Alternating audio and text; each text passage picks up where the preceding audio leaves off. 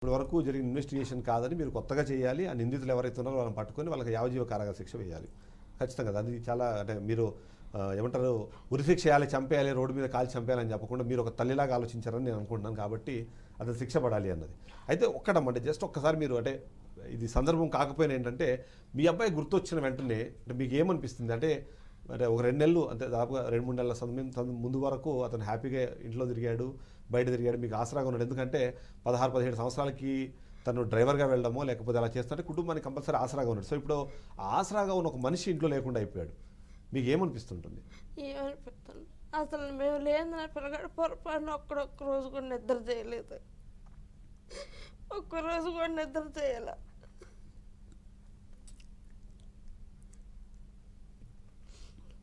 పిల్లగాడు లేని లోటు అంతే ఉంది మాకు. ఎటు నుంచి అతను ఏడుగాడు అతను ఎదురు చూసుకుంటూ బతుకుతున్నాం మేము. ఇప్పుడే వస్తామని బయటికి పోయినాడు. సెవ్వ ఇంటికి వచ్చిండు నా కొడుకు. పలానాళ్ళు రావన్నారా, ఇప్పుడే వస్తాను పోయినాడు. సెవ్వ వచ్చిండు. దాని వెనక 6-7 ఉన్నారయ్యా. వాళ్ళ నుంచి తప్పించుకోలేకపోయాడు నా కొడుకు.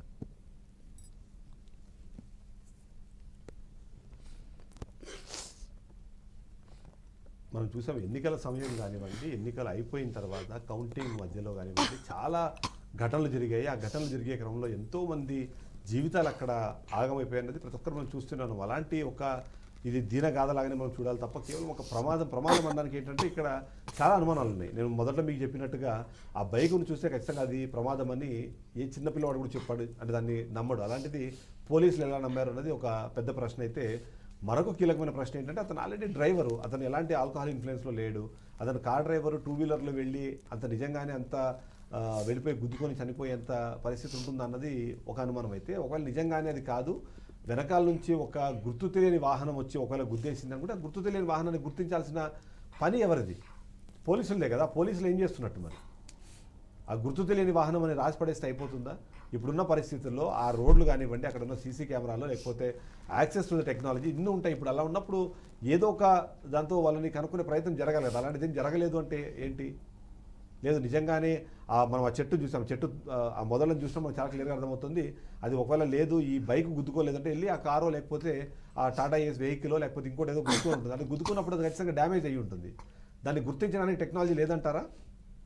కానీ కొన్ని సందర్భాల్లో వాటికి ఉన్న పెయింట్, వాటికి రాసుకున్న పెయింట్ని చూసి కూడా ఏ వెహికల్కి ఇది అయి ఉండొచ్చు అని కనుక్కునే టెక్నాలజీ వాళ్ళు మనకు ఉన్నప్పుడు అటువైపుగా దర్యాప్తు చేయకుండా కేవలము ప్రమాదం అని చెప్పేసి చదువురాని వాళ్ళను, నిరక్షరాస్యులైన తల్లిదండ్రుల్ని బెదిరించేసో లేకపోతే వాళ్ళకి ఏదో ఒకటి ఎక్స్ప్లెయిన్ చేసేసి వాళ్ళకి అర్థం కాని భాషలో చెప్పి అర్థం కాని విషయాలని చెప్పి వాళ్ళని కన్విన్స్ చేసేస్తే ఈ కేసు కంప్లీట్ అయిపోతుందా? వాళ్ళకి నిజంగా న్యాయం దొరికినట్టు అవుతుందా?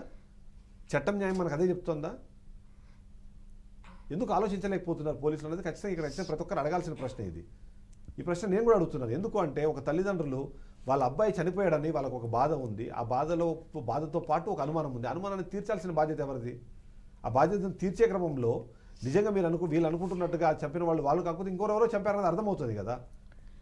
అంటే యాక్సిడెంట్ చేస్తే వాళ్ళు నిందితులు కాకుండా పోతారా? ఆ యాక్సిడెంట్ చేసిన వాడు ఎక్కడైనా హ్యాపీగా బతికేయచ్చా?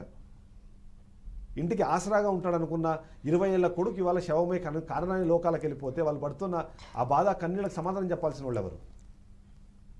కాకి అంటే కాఠిన్యం ఉండాలి, కానీ ఇంత అంటే సంబంధం లేని వ్యక్తుల్లాగా ఎలా మీరు వ్యవహరించారు అనేది ఖచ్చితంగా ప్రతి ఒక్కరు ప్రశ్నించాల్సిన అవసరం ఉంటే మనకు అనిపిస్తుంది.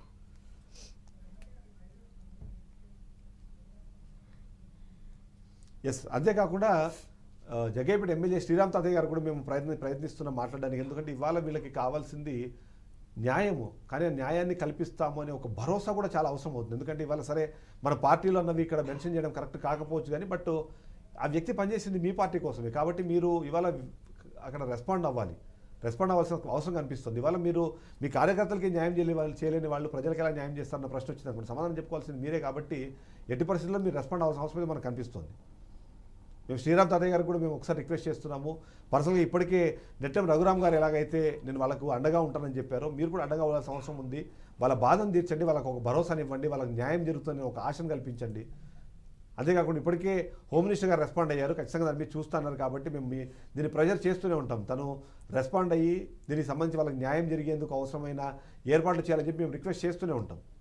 బికాజ్ ఎందుకంటే అది జరిగిన సందర్భం ఏదైనా సరే ఇవాళ బాధితులు అయితే మన ముందున్నారు. వాళ్ళు ముందు ఒకసారి మాట్లాడే సందర్భంలో ఒకసారి మాట్లాడిన తర్వాత వాళ్ళ కళ్ళల్లో కన్నీళ్ళు వస్తున్నాయి. నోటిలో మాటల కన్నా వాళ్ళ కళ్ళలో వస్తున్న కన్నీళ్ళు చాలా ఎక్కువగా ఉన్నాయి, మనకు అది అర్థమవుతుంది.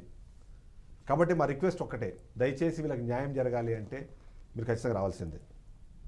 నాయనమ్మ లాస్ట్గా మీరు ఏం చెప్పాలనుకుంటున్నారు? ఎందుకంటే అనితమ్మ కూడా ఒక అమ్మనే, సో ఆమెకి పిల్లలు ఉన్నారు కాబట్టి మీకు జరిగిన అన్యాయం నుంచి మీరు ఫైనల్గా ప్రభుత్వాన్ని ఏం కోరుకుంటున్నారు?